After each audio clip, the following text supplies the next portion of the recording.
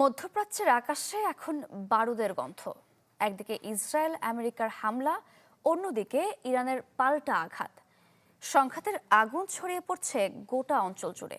এরই মধ্যে হরমুজ প্রণালী নিয়ে চলছে কূটনৈতিক বাকযুদ্ধ। জলপথটি ইসরায়েল মার্কিন জাহাজ ছাড়া অন্য কোনো দেশের জন্য বন্ধ নয়। ইরানের বক্তব্যের পরেও হরমুজ সংকট সমাধানে মিত্রদের আহ্বান জানান ট্রাম্প।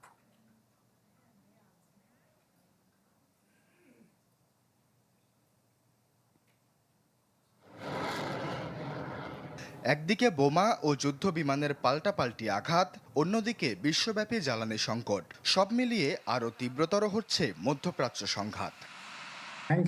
এরই মধ্যে ব্যতিক্রমী মন্তব্য এলো ইরান থেকে। দেশটির পররাষ্ট্রমন্ত্রী আব্বাস আরাকচি জানান, হরমুজ প্রণালী বন্ধ করেনি তেহরান। মার্কিন গণমাধ্যমে দেয়া সাক্ষাৎকারে তিনি আরও বলেন, মোজতবা খামেনির আহত হবার খবর রটলেও এর সত্যতা নেই। এদিকে হামলা পাল্টা হামলার আগুন দাউ দাউ করে জ্বলছে। ইরানের ইস্পাহানে যুক্তরাষ্ট্র ও ইসরায়েলের ক্ষেপণাস্ত্র হামলায় প্রাণ গেছে বেশ কয়েকজনের। হতাহতের খবর এসেছে দক্ষিণ লেবানন থেকেও। এ পর্যন্ত প্রায় 850-র কাছাকাছি মৃত্যু দেখল দেশটি।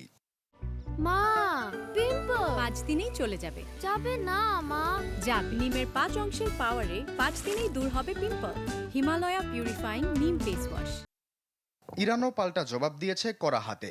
ইসরায়েলের মধ্যাঞ্চলীয় শহর এইলাত সহ বিভিন্ন এলাকায় ক্ষেপণাস্ত্রের আঘাতে আহত হন বেশ কয়েকজন। একই সাথে ইন্টারসেপ্টর ধ্বংসাবশেষের কারণে আগুন লাগে রামলা শহরে। দাউ দাউ করে জ্বলে ওঠে হোলেন নগরীও। ওডাইসের শহরে ক্ষেপণাস্ত্রের বহর ছুড়েছে লেবাননের হিজবুল্লাহ। এছাড়া নতুন করে হামলা হয়েছে সৌদি আরব, কুয়েত, জর্ডান সহ মধ্যপ্রাচ্যের কয়েক দেশে। এই সংঘাতে যুক্তরাষ্ট্রেরও ক্ষয়ক্ষতি হয়েছে ব্যাপক। ইরাকে বিমান বিধ্বস্ত হয়ে প্রাণ গেছে 6 মার্কিন সেনার।